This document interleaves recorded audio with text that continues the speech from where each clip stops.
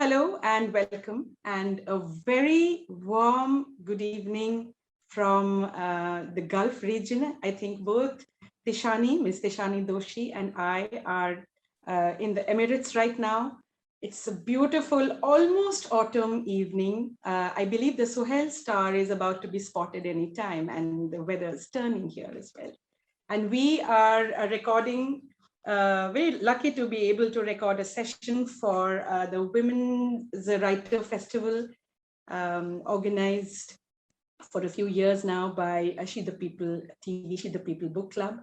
And I'm very delighted to be able to introduce my guest for this evening, the very celebrated author, dancer, poet, Ms. Tishani Doshi.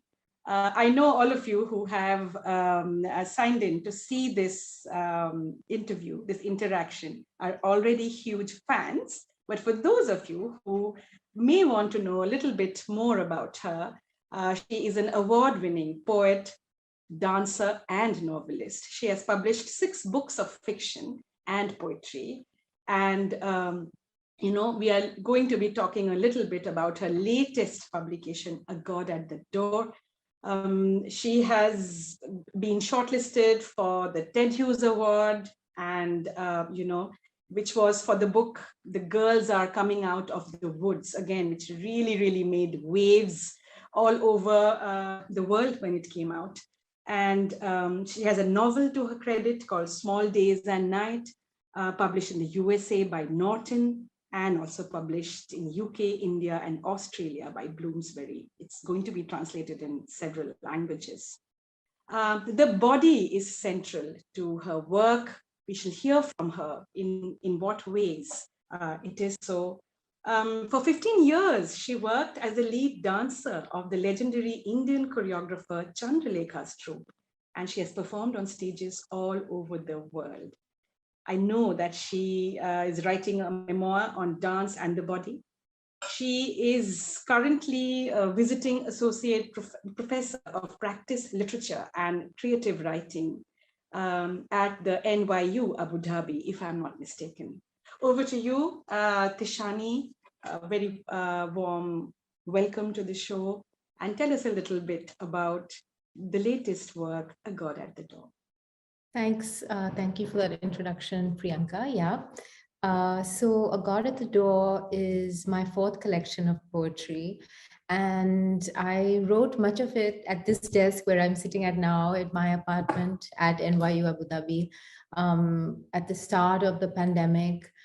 And I had been writing, I'm always writing poems, and I never think of putting them in a collection because I don't know where they're going. But what happened is that there were so many things that seemed to bind these poems together, and they were written with a lot of urgency. And I think partly you mentioned the body. I think partly this sort of sudden disembodied experience of being forced to stay inside, of being threatened by outside things, by losing, being out of the classroom, not being able to touch, all of this came into a kind, and the uncertainty, the fear, the loneliness, all of that came into what we were experiencing collectively during the pandemic, and still are in many ways, came into these poems. And so I think the poems are really about trying to see how we emerge from this extraordinary moment and trying to find what is holy for us anymore, because I feel there's so much anxiety, there's so much brutality, climate change, wars, all of these things that we get bombarded by the news daily. And really, how do we find footholds to center ourselves, and what can those things be? So it's like looking for little pilgrimage and deity and whatever we might call God, and how do we find that in our life, I was reading the work, and I was swept off my feet by some very intense imagery. Some of it is almost like like a metaphysical conceit. So some of them, Hokusai lips. I'm just recalling what has left a stamp. I was reading like an audience would read, like not like somebody who teaches poetry or I was reading like you consume, you just want to be submerged in the moment. Some very, very arresting images. And there is a very interesting line there. It says, they say the birds know the next note before they sing it. I know I'm not quoting it in the poetic way, but do you know your next line before you write it, when you write poetry? No, I don't. And I think that that's part of the wonder of poetry is the mysteriousness, the very mystery of writing, and the very the trust that makes us want to write is not knowing. I think if you know where you want to arrive, then it's something else. So for me, I think I enter a poem with a lot of questions and concerns. So I want to explore, but I'm writing the poem in order to find out where the poem is going to take me. And so, after many, many years of writing poetry, this continues. And there's such a mystery in writing poetry that if I stop writing it, and I haven't written a new poem in some months now, I don't know where to begin. I don't know. It's not like, oh, this is how it is. You get a first line and then it goes here. So I feel that no matter the formal explorations that you make, no matter how much you ground yourself in poetic language and thought and teaching and all of that, and as a reader even, it's still mysterious. And for me, that's the beauty, is that I don't know the next note before I get there. Yeah. So, such a wonderful and honest answer. Thank you for that. And I know lots of, when I told my students I was going to interview you, there's so many aspiring poets, and aspiring poets are all very hung up on poetic processes. What are the poets reading? What are they encountering? And, we used to have this very popular question for the senior students, of course, at school level, that the work of a poet is to put live toads in an imaginary garden. So, how do you choose your live toads? What are you reading, listening to? Just a little bit. I believe that's a Marianne Moore quote about the life tour. That's a wonderful way of thinking. And I was thinking also about, even if you don't know the note, I think you know what pitch you want to occupy. So if you think of it in musical terms, it's like you want to occupy or inhabit a certain feeling or atmosphere, and whether it's for novel writing or poetry, it's the same thing. So for me, it's like I want to skirt around irreverence. I want to skirt around a sense of visual imagery. I have certain footholds, but then around that, what happens is difficult. And for me, I would say that, interestingly, I read a lot of contemporary poetry, and I'm sort of reading from many different countries, and I try to read in as wide as possible in translation. But someone who has really been with me, I think, a lot this last year and a half, and is A.K. Ramanujan. And I've been reading the interior landscape and reading classical Tamil poetry from many thousand years ago. And I am shocked by the aliveness of those poems, and the way that they're speaking to me from 2000 years ago.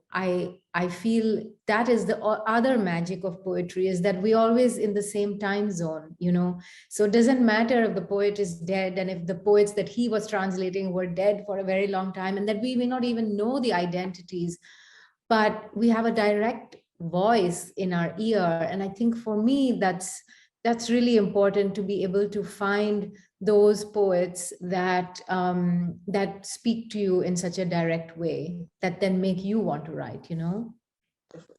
When you're talking of voice, poets, especially of all all the other creative artists, poets are people who hear voices that prose perhaps cannot hear. They hear these voices in the universe. Everything has a voice. And then the poet has a voice of their own. Where do you listen for these unheard voices? And how does that shape your own poetic voice? I think it's a medley, but I don't know that it's restricted just to poets. When I'm working on a novel, for instance, you are creating these sort of interior monologues, and you are trying to inhabit characters, and the lines between reality and imagination are so fuzzy, and you're constantly pushing and trying to move from one space to the other.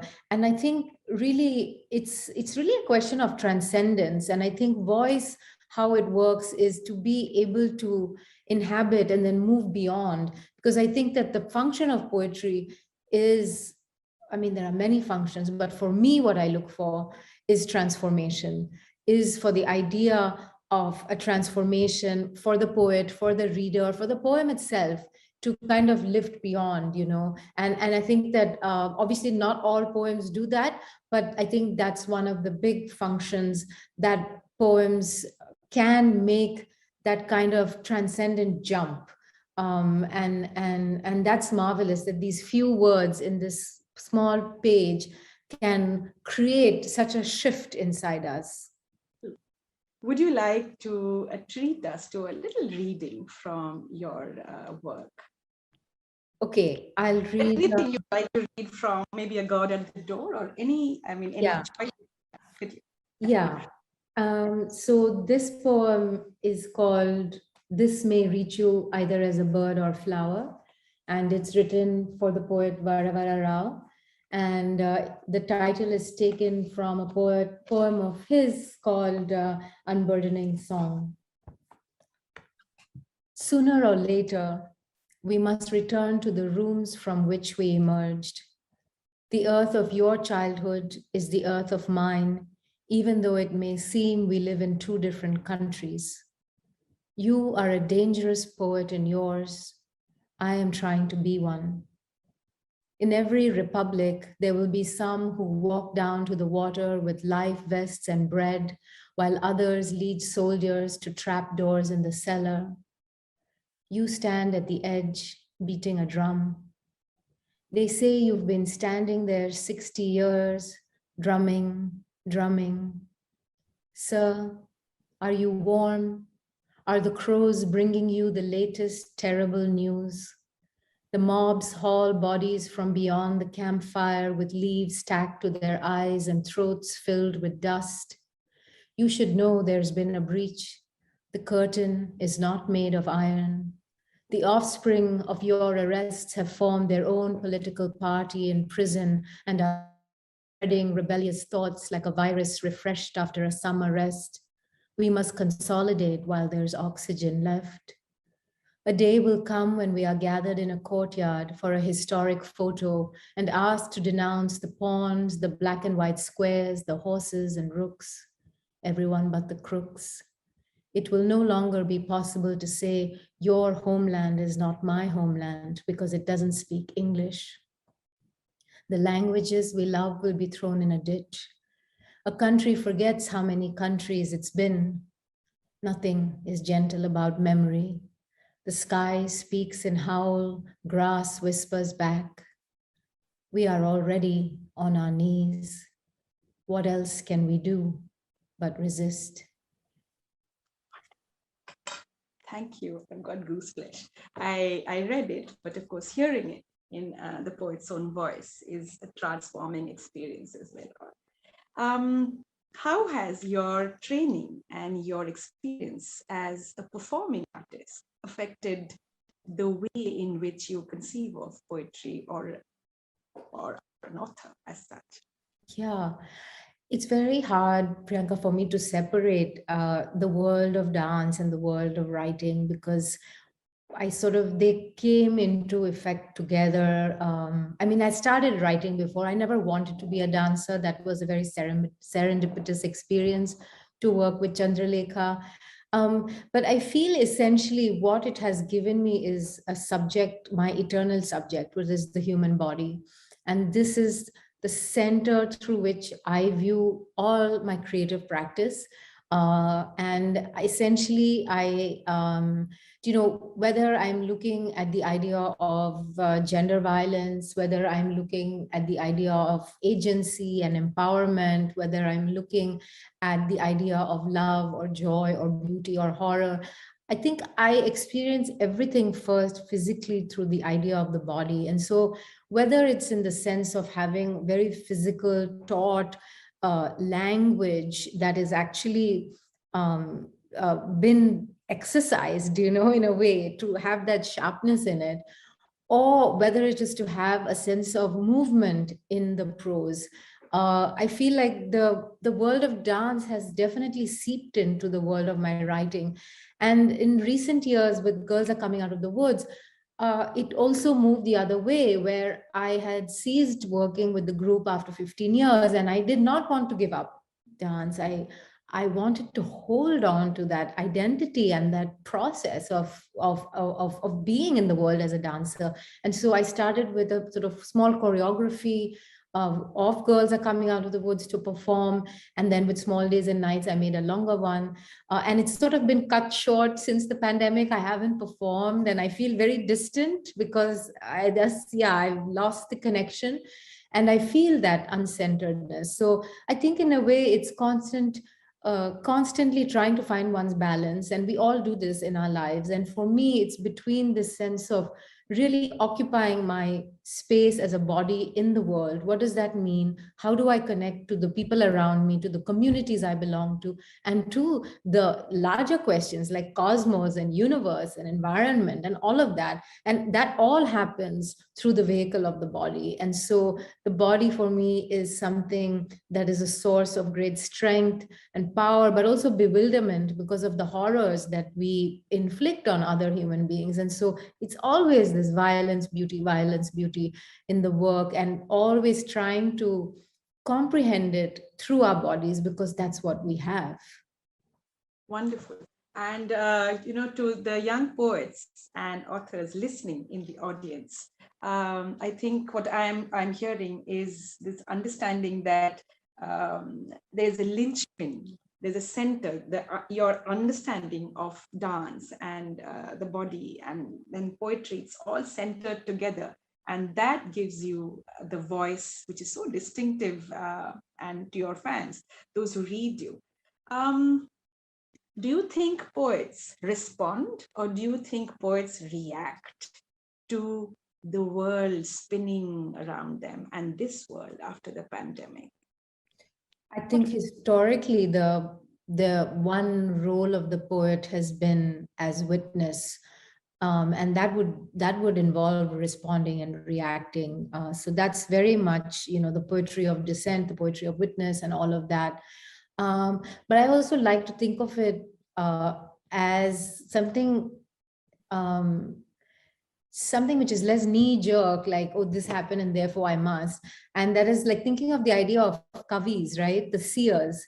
In so many cultures, the poets have been the one who have made the invisible visible. And, without sounding mumbo jumbo about it, I want to reclaim that aspect of poetry as being a space that is outside of, let us say, capitalism, neoliberalism, any of those things, because to write poetry means you're not writing it to make a lot of money. You're not writing it for so you go in with very honorable intentions, I think, as a poet.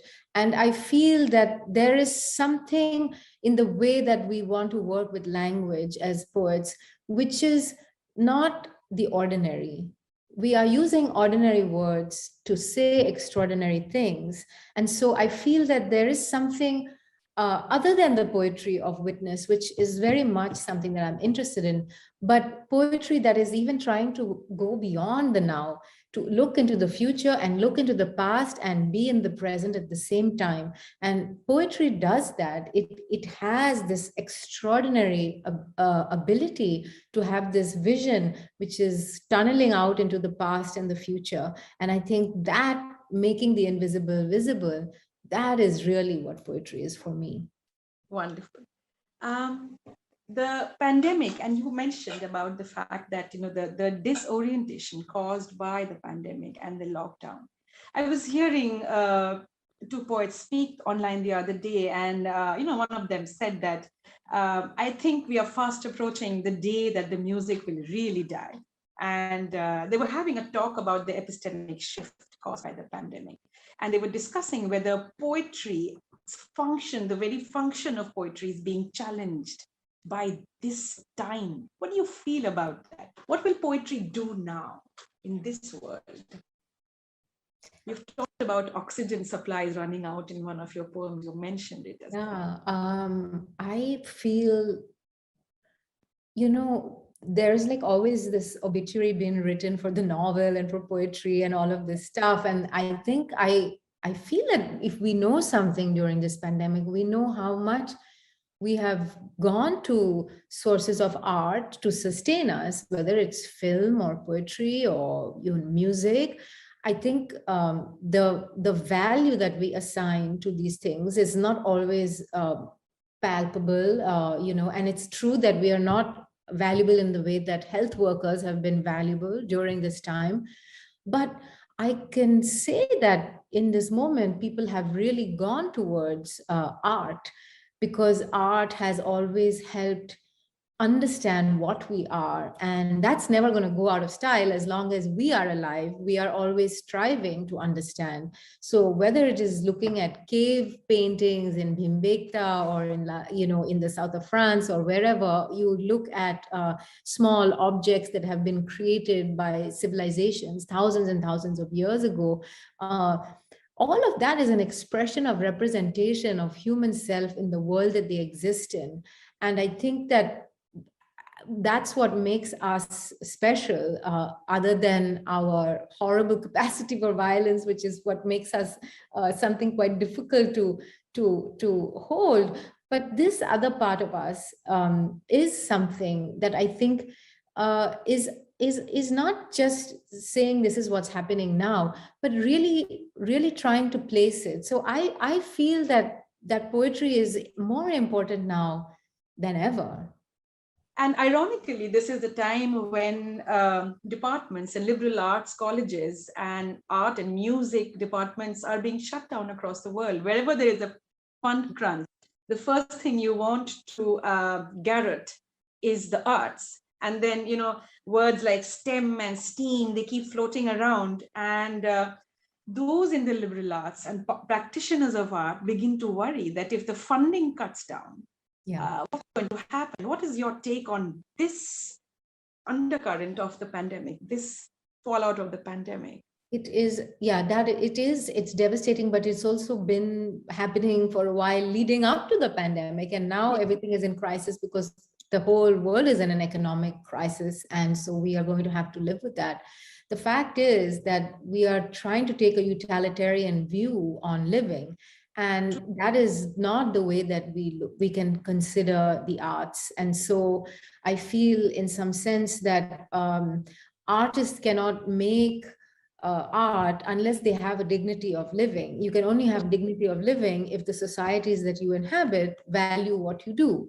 And so this changes in whichever society you live in. But the fact is that they need to eat, they need to feed their families, they need to feel a sense of fulfillment. So, whether it's a question of grants or whether it's a question of being able to be paid for the work that you do, I mean, this was happening even before the pandemic, where you are always asked to do things as an artist and it's like okay for it to be free, whereas somebody who comes over to fix your plumbing, you're not going to just think that they're going to do it for the hell of it, for the experience or for the exposure.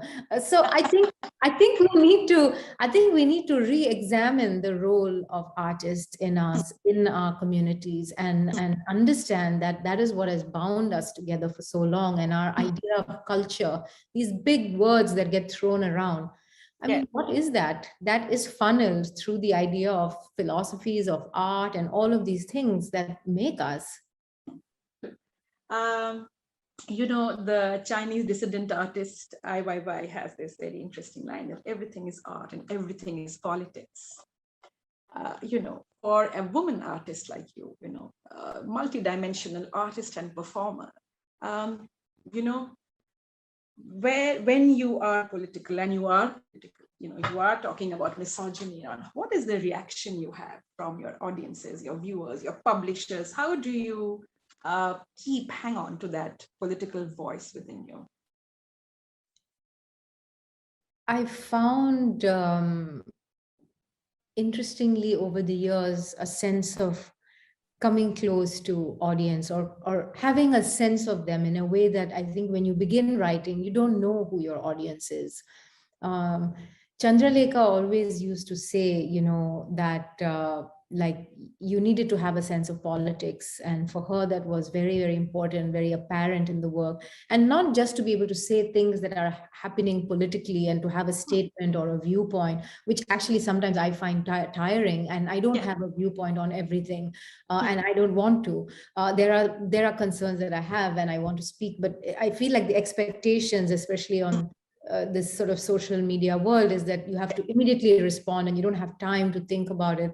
I'm talking about something a little bit more interesting, where you have a politics that comes into the work that you're making and that it's into your life also, and I think I'm still figuring it out as I go. But she also used to talk about how the audience had to come and meet her halfway. And sometimes it's a question of putting out work that may take a while for people to understand. And then it sort of settles in. The thing is that once your work reaches someone, and if they get it, then they come with you on the journey. And so, whatever you do next, first of all, you don't have to keep doing the same thing again and again. They grow with you and they journey with you. And I've always liked that idea of meeting the audience halfway, even though with writing, unlike with performative arts, where you actually have this electric interface with the Hmm. live audience, I still think that there is this curious and wonderful relationship of the writer and the reader, and particularly with poetry. And I have a sense of those readers, and I hope that what happens is what happens to me when I read a poet that I don't know, but I feel a sense of intimate connection and a sense of freedom, a sense of possibility for me to then go back into my own work. And so it's always about enlarging the vision, never narrowing. And so I hope that my work would be able to enlarge somebody else's vision. Wonderful. And, I know that we have a half an hour time constraint, and just wanted to um, ask you. Poetry is mediated by the power of language. It is. And of course, there's the said and the unsaid. Uh, and yet, so much of what you really want to say is perhaps outside the pale of language. Poetry which comes from Holocaust or any such profound human experience very often testifies to this.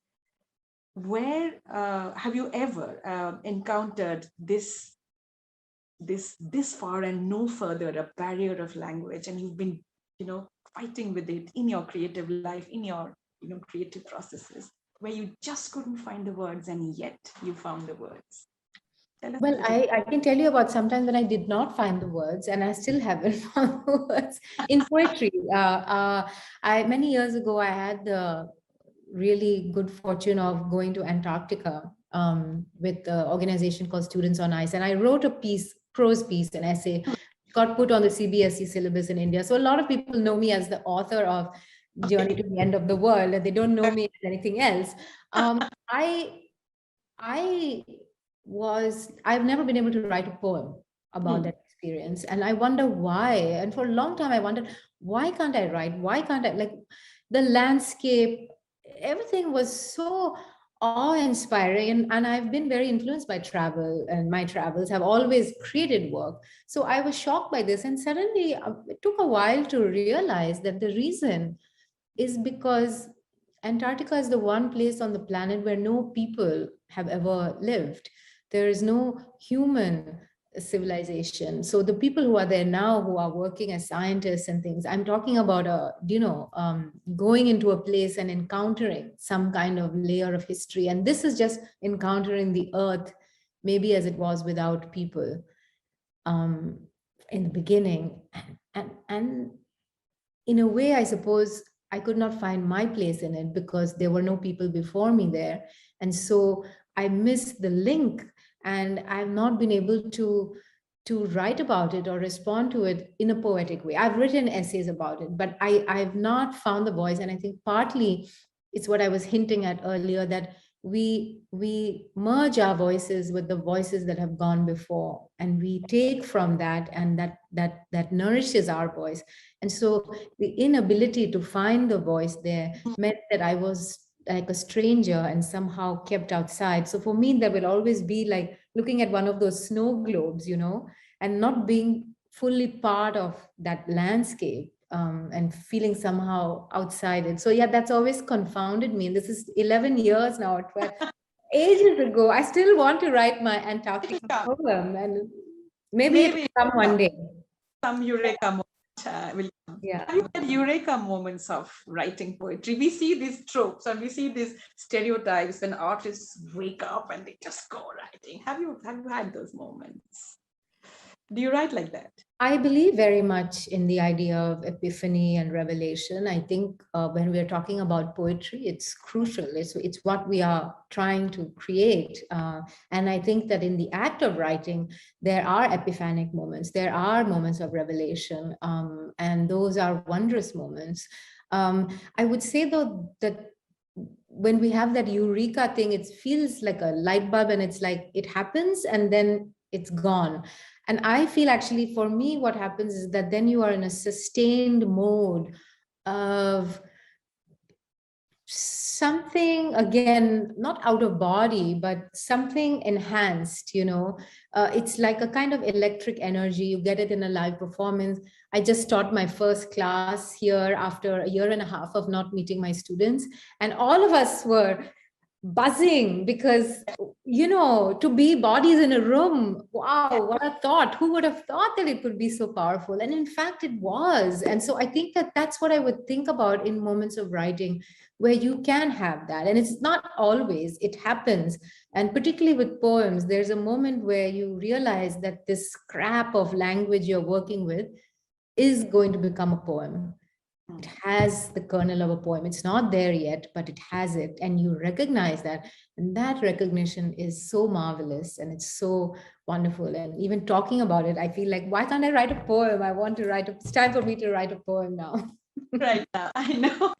I think it was Michelangelo who said that, I see an angel in the marble and I set it free. That's their understanding of artistic process. Would you want to give us a final treat of a few more lines before we say goodbye? It's so good listening to you from your work. Is there a poem that you would like me to read? You choose what drove you, because you have memory associated with the writing. So maybe something which came to you after an epiphany, or something which was particularly difficult. Why don't you choose? Okay, I'll read a poem that was very difficult for me to write, and it took a lot of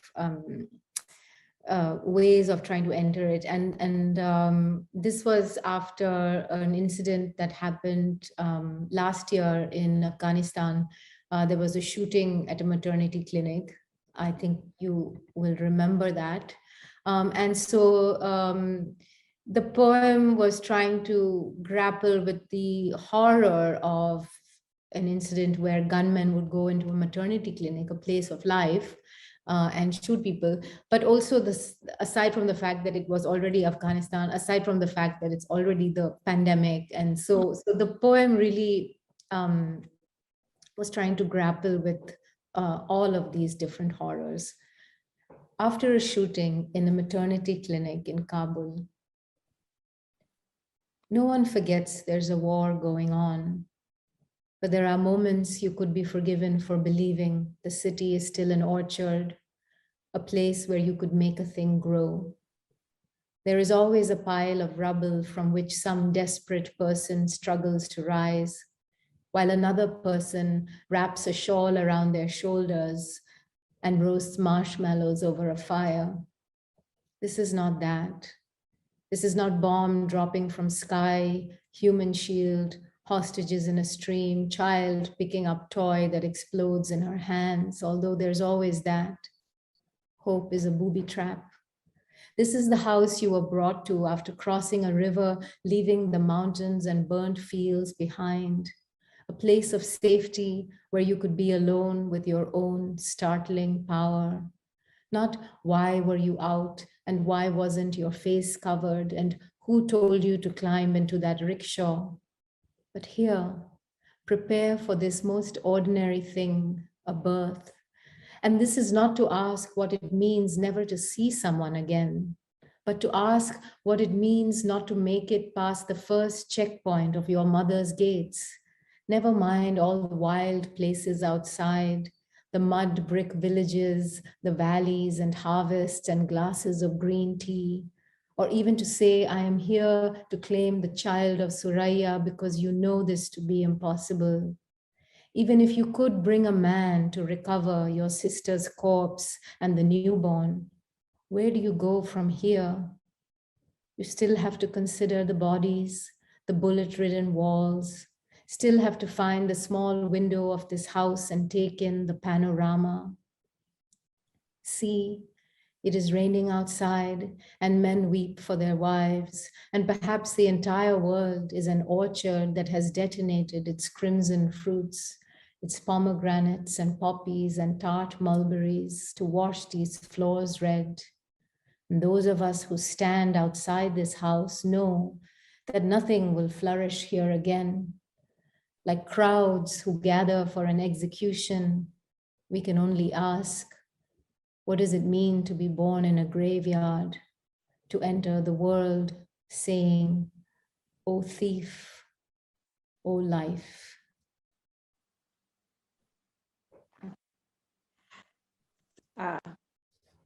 Powerful again when you recite it. And it brings me to my final question. Poetry is a hive of sound as well, along with being, meaningful.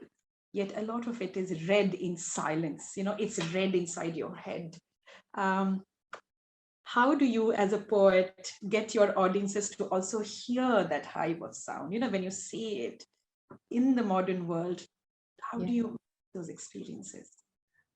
I think poetry exists on two levels. There is definitely a visual level where the words are creating some kind of image on the page and using image and all of that. But it's primarily also sonic, right? I mean, Yeah. all poetry has been oral first as a tradition. So the way that the words sound is absolutely important. I I think that's why it's wonderful to listen to poets read their work, because they have a way of reading their work and they know how they want to read it. And so there's something, once you hear them, if you go back to their work, you can listen to, it's like an echo, it reverberates. And so I think for me, that's why festivals and things like that have been really important as a poet, because again, it's that way of meeting the audience, but it's also the sense of presenting your work in this, auditory way where you have the words buzzing in your ears. And I think that you can sit quietly and read a poem, and it has that power. But there are also so many ways now with poetry. There's such an elasticity to it. You can work with film, you can work with image. It lends itself to many collaborations, and I think it can move from medium to medium. But ultimately, I've worked with musicians. I've worked with many people, but I also believe ultimately the words do stand by themselves, and there is a power to that.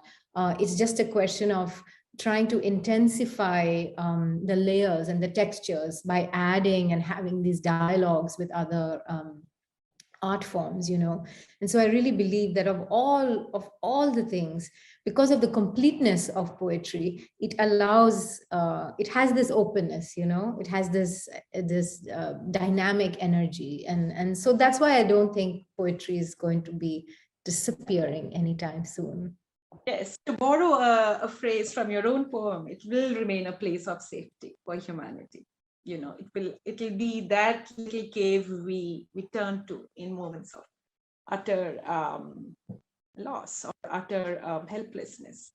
So on that note of great positivity, that you see poetry to be thriving for the next 5,000 years, I know that. You've been reading Tamil poetry, you said, which is speaking to you from 2000 years ago. And, there will, I hope, always be poetry alive. wishing you all the best for your next ventures, and thanking you for a wonderful evening, and for giving us the joy of hearing you read your own words. Um, very good evening again to you. A happy weekend. And I hope all our viewers are immediately going to stop watching this and start reading Tishani Doshi's latest work. I know I am going to be spending the whole weekend immersed in her words again. Thank you and bye bye.